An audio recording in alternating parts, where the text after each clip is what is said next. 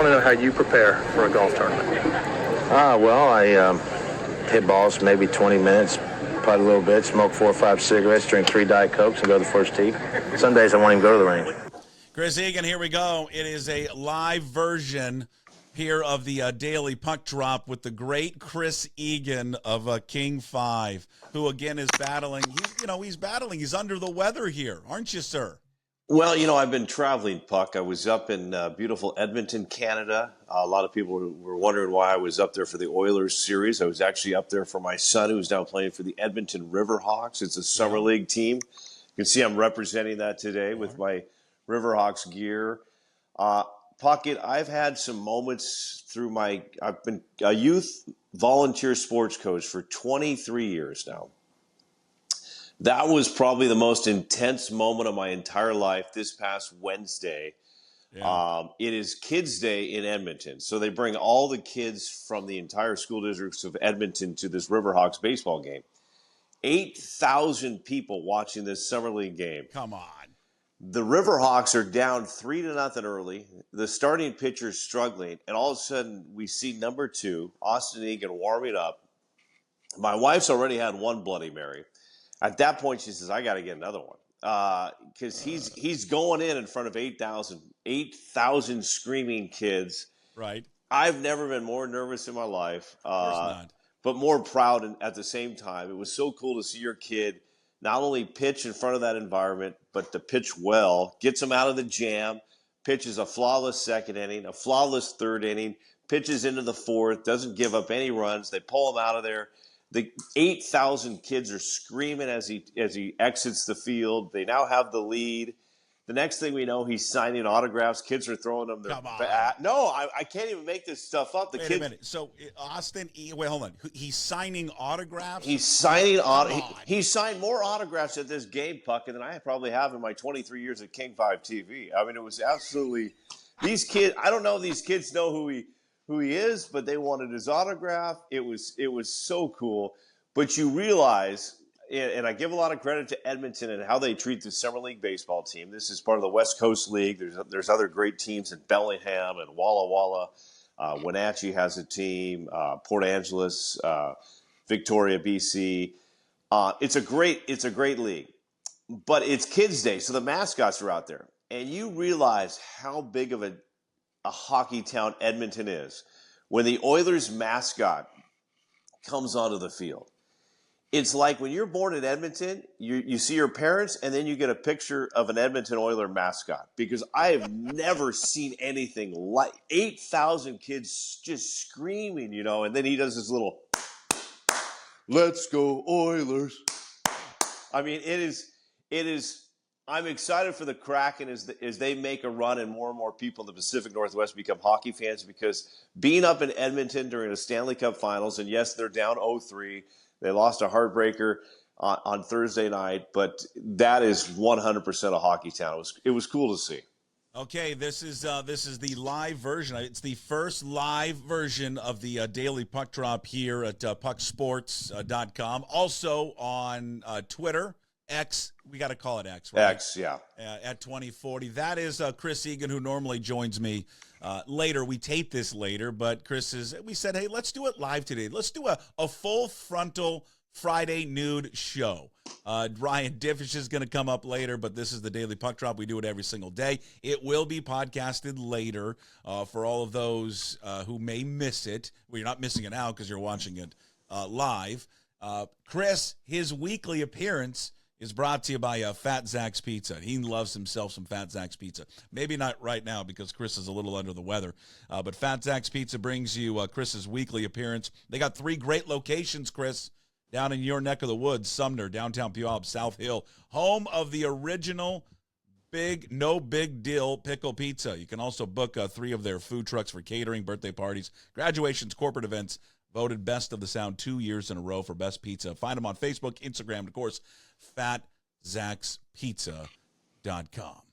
All right. How are you feeling, though? For those who are just joining us here on Twitter and also on, we're on YouTube, by the way, as well. We're on YouTube there as well. You can go check it out there as well. How you feeling? A little under the weather? Caught a bug? I think I caught a bug. It's the travel bug. Maybe we didn't. Maybe we should have upgraded for a nicer hotel. I'm not going to take any shots at hotels, but Go ahead if they're not a sponsor yet. So. Maybe we should upgrade and got a nicer hotel. Then you sit and watch 3 days of baseball. 2 days it was raining. And one day, I'm not joking. The wife talked me to go to the West Edmonton Mall, which is one of the biggest malls in North America. And this mall is so big, Puck. It has an ice rink in it. It's got like a pirate ship. It's huge. It's like Mall of America. It's gigantic. And we come out of the mall, and it is just pouring rain. And they're talking about, like, in Edmonton, if you don't know that country, it's kind of like it's farm country. It's plains, a lot of farmland, flatland. So they're talking possible flooding because it's thunderstorms, it's lightning, it's massive amounts of rain. So we want to know if the Riverhawks are going to be playing that night. And no joke, I'm circling back to how big of a hockey town this is. We turn on the local news there, and it's some of the worst weather I've seen. Now, if you're in Seattle, this is big storm. This is snowpocalypse. This is Jim Foreman up in the past. This is, So this is the Yellow Jackets. You're telling me is the Yellow Jackets are coming out. The Yellow Jackets would be out full force. So Mel's like, we got to turn on the local news. Is this weather front we're going to have a game tonight? I turn on the local news, and they lead with this.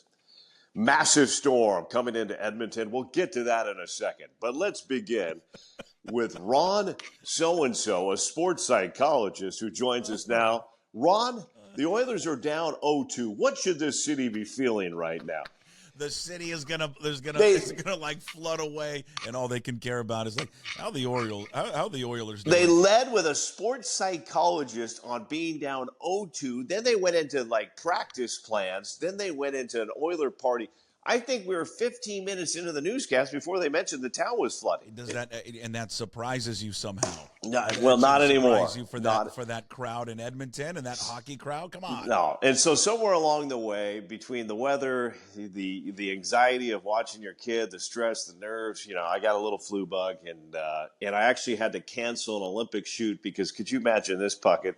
Yeah, that would be the best. They're literally gearing up for the Olympic trials, and I'm supposed to be meeting with 6 Olympic athletes today that are all going to be heading down to Eugene for the track and field trials, which are coming up.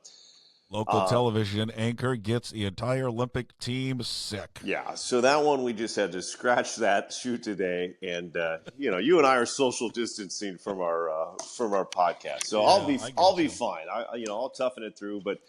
2 graduations, one for my nephew at Pialpi tomorrow, and then my daughter, Puckett, getting her master's on Sunday from Portland State. Wow, how about, what is she getting her master's degree in? In education. Okay. She wants to become a teacher and coach, and I threw that out there. I threw this out there because I feel like I'm safe to do it now. I never wanted to do this.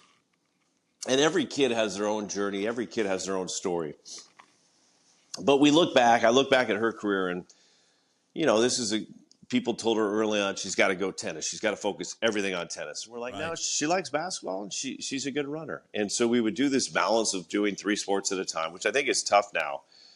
But I look back, 5 years of Division I tennis from Wazoo to Portland State, crazy travel, battling some of the best players from around the world. And I can finally say this without jinxing her. She never got hurt one time. Never got hurt one time. And I think I owe like at any level, any never level, got an injury at all. At any level, and we owe a lot of that, I think, to just being a multi-sport athlete. And like I said, every kid's different, but God, we see so many kids now, Puck. We see so many kids now, just solely focused on one sport, and they're putting all their strength and energy in all these certain muscles. And I think being a runner, a basketball player, a tennis player, it just kind of. I don't know. Everything. I think it did. We can look back and finally say that, like, yeah, I think this worked. Well, so I think the Egan household can finally admit to is the HGH did play a part. It helped out a lot. Yeah. All right, this is that's Chris Egan. I'm Jason Puckett. You're wondering, like, where have I been if you're watching this live? Yeah, I've been here. We've been here at Puck Sports.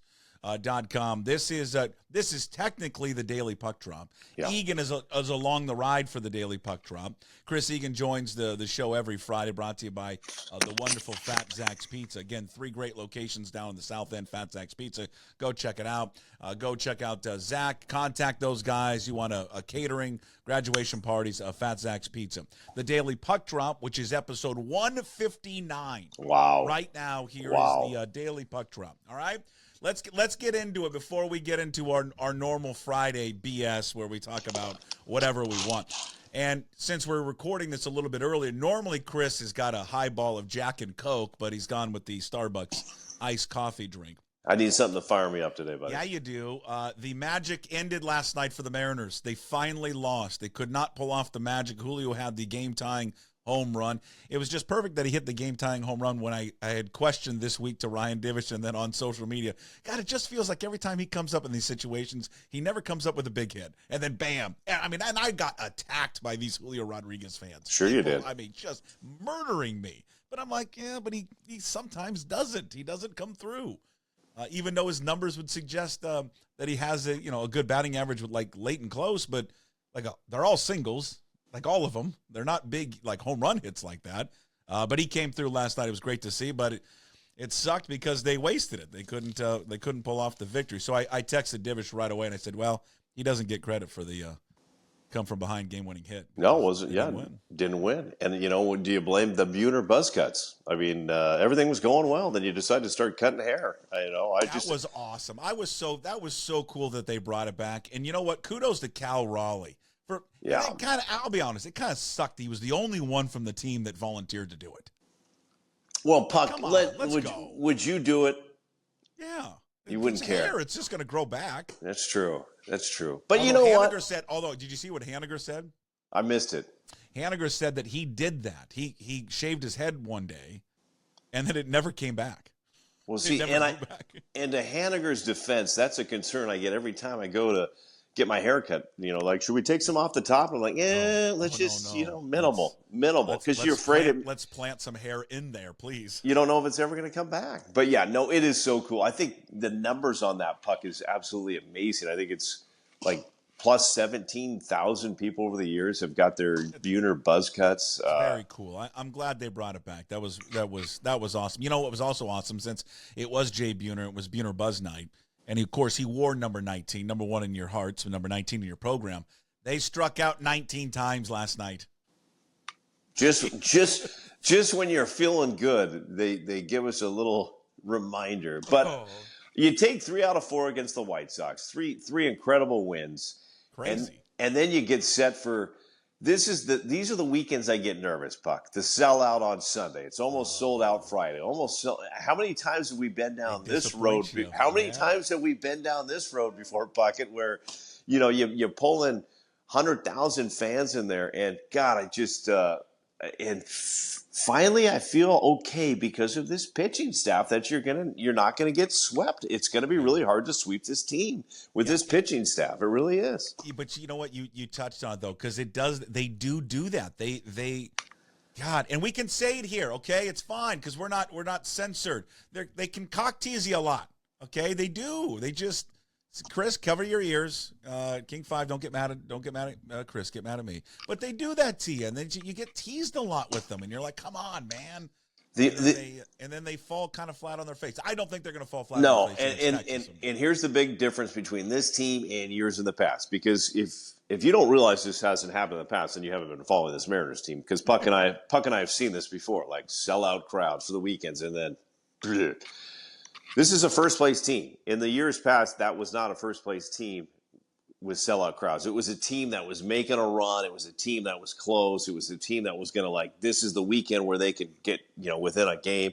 This is a team now with a 5.5 game lead in the West over the Texas Rangers. So it's a little different. And this is a team that just continues to throw out every single night a starting pitcher that can keep you in the game. And I can't overemphasize that enough. And even give credit.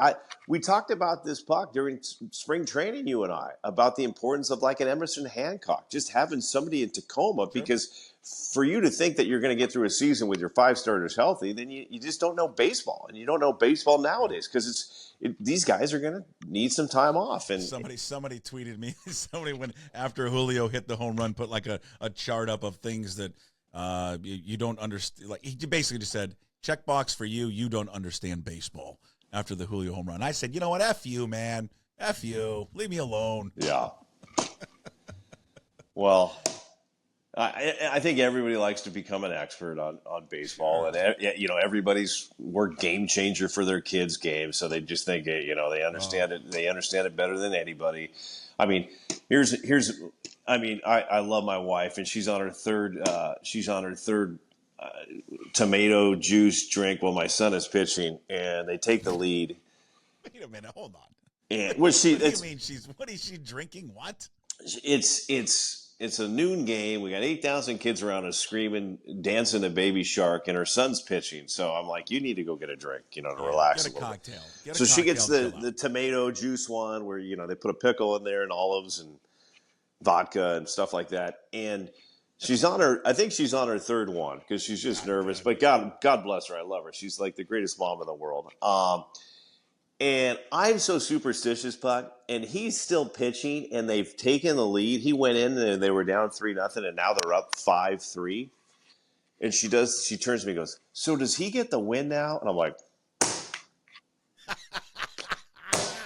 well, not anymore since you jinxed it. Not going to get the win now. I go, you literally just asked me that question, honey? She goes, what do you mean? What did I do? And I felt so bad. Melanie. And sure enough, he leaves with a 5-3 lead, but they tied it up to 5-5. And then she goes, well, what does that mean now? And I go, well, it means he can't get the win now, honey. That's what that means. Okay. What's wrong with Melanie? I mean, Austin's been pitching since he was like 7 years old. I know. I think she was just so excited. She was so excited for her little baby to be out there, throwing. Yeah, and you know this, right? You know this, and like any parent out there, right, knows this. Watching your child, let's say softball or baseball, watching your kid pitch is the most nerve-wracking thing that you can possibly do as a parent. Other than you and I have talked about this before, like my daughter does gymnastics and watching her, because it's all solo, right? But specifically watching them do the beam routine. Nothing that there is now. That's only a minute though. It's like a minute and then it's over. But the panic and the dread and just the nerves watching that. But then when you watch baseball or softball, you're like, well, it's for the whole game. It's for 2 hours. Oh, it's just everybody has a different perspective. I remember once he gave up a hit to right field, and I think it was my dad's like just screaming like, right fielder's got to make that catch, Chris. He's got to make that catch. I go, and the right fielder's dad is sitting right next to you. Unless the right fielder dives headfirst into the wall, he's not making the catch. So everybody's protective of their own kid, but it's a fun ride, and I'll say this: just enjoy this. And here's the Facebook world where you get the photos that pop up, Puck. Yeah, oh yeah. Got a photo of I coached a team called the Puyallup Pilots, and we were taking on a team, the Cal Ripken All-Stars. I still remember this. And I look at the picture, and I look at the picture. There's 24 kids in this picture. And I look back to that day when they're 12, and all these parents so proud about how their kid at that point was the best pitcher or the best at this. Oh, yeah. And our kid was okay. I mean, he loved baseball. He was not big. And I looked at that picture, Puck, and there's 24 kids, and there's only 2 of them still playing baseball. And so I would my warning to parents that are out there: enjoy the moments when they're 12 and 13, but don't get too excited if your kid is the best player at 12 and 13. Make sure they're continuing to work hard at it, because you know what? And nothing against any of those kids that are not playing baseball. Maybe they've gone on to different paths in their lives and they're finding success elsewhere. But God, I still remember this day. So many parents out there just so proud about how dominating their 12 and 13-year-old were. And it's just like it's a long ride, and just take that for what it is. Take that for what it is. And then how down some parents can get, right? At 10 and 11 and even 12 about how, oh my God, Mikey or or little Johnny is behind. I need to go and like I need to double down and get all these private lessons now. Yeah. And so he doesn't get left behind. And it's just like it's okay. Yeah. Like it's gonna be fine. Oh, and it will work itself out. We just played my youngest kid. We played in an Auburn Summer League team. We're a young team. We were playing an older team, an Auburn team that's really good. It was like 26-2 at one point. And I had to tell these kids, like, you're playing older kids, number one. Number two, it's okay to lose once in a while and show where you're at. And number three, you know what? Give these guys credit. This Auburn team's really, really good, and you guys should just use this to get better. Yeah. And so many people want to just like, we got to find a easier league for these guys. And I'm like, well, I mean, that doesn't help. It doesn't help you out at all. And I hate when people complain about, here's the other thing I hate is like, you guys shouldn't have beat us that bad. I'm like, you want kids not to play? I mean, I don't know. It's just that's another. It's the whole culture of like whatever league you're in. I mean, we this happens like at our boys and girls club. You get up by a certain amount of points, like 20 points in basketball, and then they turn the clock off. Yeah. Or they turn the scoreboard off. I'm like, why? Yeah. Like these kids, they're keeping score on the sideline. They know what the score is. It's okay. Yeah, and you don't make excuses. I told our boys last night, you got beat really bad. It's okay. You got better. You got better tonight. Yeah. You played a team that's really, really good. They're stronger. They're bigger. And sometimes, I don't know, different parents will try to make excuses for their kids, and it's whatever. That's another. I got a question for you, okay? Okay, yeah. It happened last night, and it's been happening too much, and it's too frequent at these Mariner games, okay? As they start their 3-game series here with the Rangers today. And by the way, look at this. See, they still are in first place. Yeah, and you goddamn right I still read a newspaper. I love that, Puckett. Yeah, I like reading a newspaper. It's just, it makes me feel comfortable. This is why, the only reason why, though, by the way. I love that. Why I get a newspaper still, it's for the box score. Oh. Because I just like looking at the box score. You are Puckett. You are the true baseball Americana fan. I love it. I love a good box score. Before you talk about the battle, what you saw at the baseball club, yeah. Besides seeing you there with the newspaper, you know what makes me so excited is when I go to a baseball game and I see a dad or a grandpa, or it could be a mom or his daughter with the scorebook. Oh, yeah. Doing the old school score in the game. And, that just... A few years ago, I think more than a few years ago, I tried to get my daughter to do it. Like, hey, we're going to sit down and we're going to score the game. It was like one inning, and she's like, I'm going to go get some ice cream, so I'll see you later. Yeah, she wasn't going to have that, no. She didn't care about it. But, yes, the Mariners are still up 5.5 games there on the Texas Rangers. That's what my newspaper tells me. And it tells me all the pitching matchups today, too. And, yes, I know I can look at it online. But, no, what I was going to ask you, 2 things about the M's, and then we can move on. Because it's Father's Day coming up on Sunday. I need to hear some Ed Egan stories. Oh, okay? Yeah. I need some Ed Egan stories before we cut you loose. Thousands of them, yes. Oh, thousands. Nothing gets more traction on this thing than when you tell stories about your father. But the wave, we've got. I don't know where you stand on it, but we have got to stop the wave at these baseball games. Yeah. Please, for the love of God, whoever is doing it, and there's friends and family members, you know who they are. Yeah. Rope them just up say and no. Get them to stop doing the wave. Just it's say not no. Football. Stop it. Yeah. This is a Husky Stadium event. This was a Seattle Seahawks Kingdom event. Sure. We could go back and forth to debate that, Puck, between Husky Stadium and the Kingdom, but this is just say no. We don't need that to take this team to the World Series. We don't. And Chris, these idiots are doing it when we're on defense and pitching. They did it last night. Yeah, and I can't remember who was on the mound last night. Whoever was on the mound last night. He's in his windup, and then comes right around in his view is the idiots going all up and down. I mean, if 8,000 school children in Edmonton know not to do the wave and Baby Shark when their team is pitching, come on, Seattle. I mean, so you're with me. No wave. No, if you want to do anything like that to throw off the opposing team's pitcher and play some music or just do something, that's fine. But when your team's out there playing defense, let's act like we know what we're doing there. Okay, Let's go. so is there the other thing I was going to ask you? I would. Are you confident they're going to pull off a bunch of trades here at the deadline? I didn't want them to let Luis Robert Jr. leave and just sign him, or excuse me, make a trade for him right then and there, and don't let him get on the plane. I'm not confident. No, I'm not. I'm not. I mean, why would I be confident? Why would I be confident that they're going to do this? I mean, in their mind, they've made their big move. They brought in Locklear. You know, Locklear was the guy they've been keeping an eye on, and you know, so should they? Yes, 100%. Yes, get us find us just any bad. Yes, Luis Roberts should not have gone to SEA Airport. They should have kept him in. Yeah, they should have. In the PNW, and he showed why during this series. But so damn good. With all that said, I'm just not confident. I believe that this management believes that we've got the defense, we've got the staff to do it, and I don't know. So. All right, give me some. We got Father's Day coming up on Sunday. Our baseball reporter, Ryan Divish, who is brought to you by Chalet Bowl every week, he's waiting in the lobby right now. Uh-oh. But wow. That's okay. No, I can make – listen, he has nothing. He's got nowhere to go.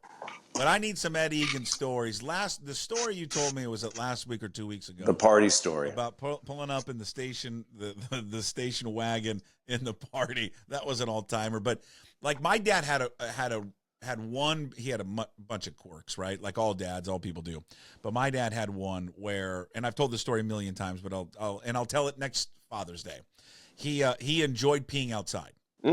So he would get up from his chair. He would walk past the bathroom in our house to go behind like our flower or our garden in our backyard, and he would pee outside. Smart man. He just I would ask him why. I like peeing outside. It feels like freedom. Yeah, I do too. And he goes, I can kind of just wave it around and I'm good to go. Yeah. So that was his thing. I mean, he just liked peeing outside. It's so much that I enjoy peeing outside. My son now likes to go outside and pee. And he never met my father. Right? My father's passed years ago. But give me an Ed Egan funny story or quirk. Well, following that up, I do like to pee outside too, and I'll actually find the mole holes because I've been told that they don't like that. So that's where I'll usually go. Ed Egan, love this guy to death. Fishing partner for life, him and my brother Brian. But gosh, he was my soccer coach, and maybe I was inspired to coach because my dad was my coach.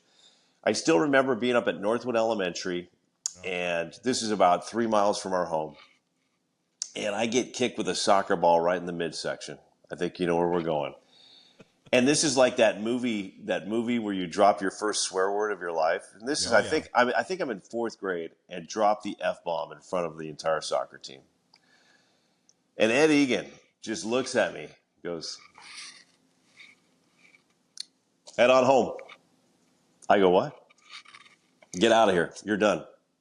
He goes, "We don't talk like this on that team." And I go, "Well, how am I going to get home?" He goes, "You got 2 feet, start walking."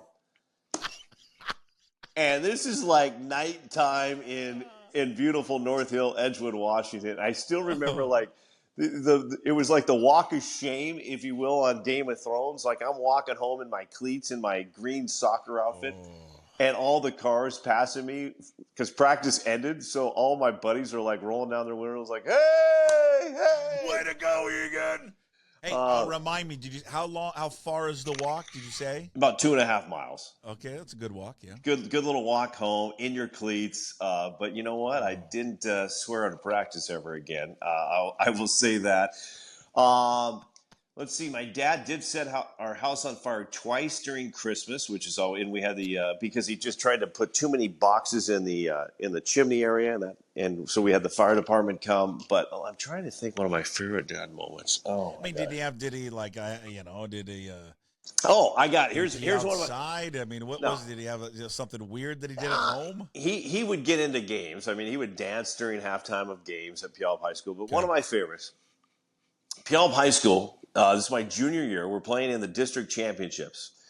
And Damon Heward thought it would be a good idea if everybody went to his house and got their hair cut in salute to Buhner Buzz Night. Okay. So we get to the Heward house. And we all sit down. And I said, "I'll go first. I don't mind." And mind you, I have a lot of curly hair. So Damon shaves the left side, shaves the right side, and it's just like a gigantic. And everybody looks at me in the chair and they're like, let's maybe not do the haircut. Let's. And so literally the rest of the team bails on me, Puck. So I'm the only one on the Puyallup Viking team now with a shaved head, and this was supposed to be the whole team into it. I come home that night, and my dad sees my hair and absolutely loses it. Just is so upset about how I look. To this day in the history of Puyallup history, no one except Ed Egan has ever called down to Mike Heward, the famous King Bowl coach, and lectured Mike Heward more than Ed Egan. I've never heard somebody going off on another parent more than Ed Egan did on that night. Just telling Mike Heward, how could you let this happen at your house, blah, blah, blah. To make things worse, the next night we play our big game, and I do pretty well. Saturday morning, you bring your newspaper out, front page of the News Tribune. There we go. There it is. There's a picture of Chris Egan on it. There we go. Who is on the front page getting a rebound with his hair sticking straight up in the air? Yeah. Yours truly. My dad grabs the paper and throws it away. He's just like... Because he was so upset about the hair. He's like, you finally make the paper and you look like just an idiot on top of the paper. God, I love your father. What biggest real quick, biggest thing you took away from your dad? I think number one was just I love his coaching and all that, but I think number one is just he would always just tell me, work hard. Just work hard and stay out of the politics. And this is a guy that was traveled a lot for Weyerhaeuser. And traveling is not easy. I think everybody's like, oh, it's so cool. You're going to Paris and you got to go here. But I think what you lose track on is it's hard to be away from your family. It's hard to be away from your kids. And my dad just grinded. He did it for the family. And he went out there and worked and was probably one of the hardest workers I know. And I think, everybody tries nowadays to get shortcuts. And I tell my kids this is like, you know what, if you want to succeed in life, just show up and work hard right now, because a lot of people don't want to do that anymore. Everybody wants things handed to them. Everybody wants the shortcut way. Everybody wants to pour this. My dad never did that. He never complained once about having to travel, having to go to all these small, he was a Weyerhaeuser guy, Puck. And he worked in some hard situations, going to a lot of mills around the U.S. But God, I don't remember him once complaining. I never once whining. I never remember him coming back from a trip and saying, God, it's really tough out there. I can't do that. Just never once. He just rolled up his sleeves and went to work. And I think that's something I just try to pass on to my kids is that, you know what, just go out there and work hard and then enjoy life. And that's what he's doing now. I think he retired really early, but you know what? Good for him. He was able to retire early, and now him and my mom go cruising all the time and spend all of our inheritance, but that's fine. So this is why I gotta work for the rest of where I gotta work for the rest of my life. Oh, Thanks a lot, Ed Egan. Another cruise, huh, Dad? Okay, just another one, huh, fellas? Yeah, have fun with you and Mom. No, and that's funny. And him and my mom are 80 years old now and still having fun. So. What I was going to ask you real quick. You got plans on Sunday? What are we doing? Well, left alone or what? It's funny. My wife's like, "Hey, Sunday's your day. It's Father's Day. What do you want to do?" And I said, "Aren't we you left alone?" I said, "Aren't we getting up at 6 a.m. to go to Portland State for our daughter's graduation?" She's like, "Yeah, we are. Yes, we are." So, but you know what? That's a proud father moment there. Your daughter's graduating with a master's, so I wouldn't miss it. So. I'm excited to be there, and bless my daughter's heart. I get back from Edmonton, and she has the entire yard mowed. So early happy Father's Day right there for my daughter. What a great daughter! I want to show you this before we had our end of the year Ballard Little League Fisher Plumbing party the other day. It was a tough year for the plumbers, but remember we had the golden plunger. That was after every run. Yep. And so the parents gave out many golden plungers to every kid, and then the coaches. Look at that. Pretty cool, huh? Oh. Look at that. Put that over your face a little. I got to see it a little bit better. Oh, yeah. Look at that. Look at that. What great moments, though, Puck. What about you? Golden plunger. What are you for Father's Day? I want to be left alone. Just leave me alone and let me watch golf in peace. That's all I want. That's it. That's it. You don't need any food brought to you or anything like that? I don't need any. They were asking, well, what can you get you? I'm like, I don't want anything. I don't want anything. I want to get up. I want to sleep in. I'll putz around. And then I just want to kind of sit on the couch with my hands down my pants and watch a little golf. That's all I want to do. Yeah. There's nothing wrong with that. Well, a salute to you, Father, and I want to tell you the next guest, just to kind of give you where this is at right now and how bigpucksports.com is getting. We can welcome him on. Well, he's waiting in the lobby. Let's welcome him in, because I want to, as I exit and he comes in, I want to give you two a shout out, because usually I'll get my wife and her friends that will comment on our podcast, but when I get to work, it's usually, hey, did you hear what Ryan Divish and Puckett said today? Did you hear what they said today? So people are listening to you too. And as the Mariners continue to make this run, I mean, it's like every word out of Divish's mouth is like, I mean, it's gold. They're just gold. I mean, it's gold. We're gonna give this. We're gonna look. There he is. Speaking of the devil, doesn't he look happy? Doesn't he look just happy? Hey, Divish. Oh, look at Hey, Ryan Divish joins us right now. His weekly appearance is brought to you by Chalet Bolt. Why are you so angry? I don't know. Why am I not angry? I'm angry every day because it took an hour and 10 minutes to get from Ording to Tacoma. And whatever, are you next to like an air conditioner or something? Because whatever, you got a big buzz going on right now. Do you hear that, Chris? I do. And here's I'm at the UW Tacoma Y. You wanted to go live, so I had to find a place that works. All right. Oh, now see, we got salty Divish now. I don't know. It might be my computer too. My laptop. Apparently, you can only watch so many OnlyFans before it just starts to really cause problems. so many OnlyFans before they finally say, you know what, enough is enough. Yeah, it's just like your computer only takes so much wear and tear. An hour from Ording to Tacoma? Yeah. Did you go through Fife? No. I took the back way through Military Road to the 512 because that was faster, because this is hard-hitting podcast that people want to know about. It is. It is, Divish. Southeast Pierce County traffic scenario. But the Ording Valley Highway to Sumner to the 410, it's just brutal in the mornings, and so also like there's no easy way out. Yeah, and then like there's still school going. Like, why in the hell is there still school going in this state? Montana's been done for 3 weeks. Like, maybe don't take 57 breaks throughout the year. Spring break, fall break, feelings break, midwinter break. If there's a centimeter of snow, it's a snow day. That's a snow day. You got to make that up. People forget about that. You got to make that up in June. It just adds onto the calendar. We didn't grow up in the hard-hitting environment of Montana, Divish, so, leave us alone, all right? Yeah, we're sensitive here, Divish. In my hometown and in several towns in Montana, they have gone to the 4-day-a-week school because so many of activities and stuff on Fridays, and kids are gone, that like Fridays have become a pointless day because you can never really do anything because so many students are gone with school-sponsored activities. So they just went to 4-day-a-week school. They go 15 minutes longer each day. I think 15 or 20 minutes, which sucks when you're a substitute teacher because then that really feels like a long time. But yeah, they go 4 days a week, and so it's pretty nice. I mean, I would have liked that as a kid. So would I. I love it. Egan, we'll cut I'm out. you I got to loose. go to Chipotle. I got to get my kids lunch. Oh, are you going to buy Mark Weiss lunch too while you're there? I mean, since you slurp him on Twitter all the time, No, I'm not going to do that. I'm heading to Baloo Junior High. Are you? Well, speaking of that, does Puyallup run NIL, or how do they do that? Who's wearing the Curtis Vikings gear? I mean, is that a water polo? I mean, congrats on the water polo championship, Curtis. All right. See you, Egan. Egan, talk to you next week. There he is. Love you all. Chris Egan.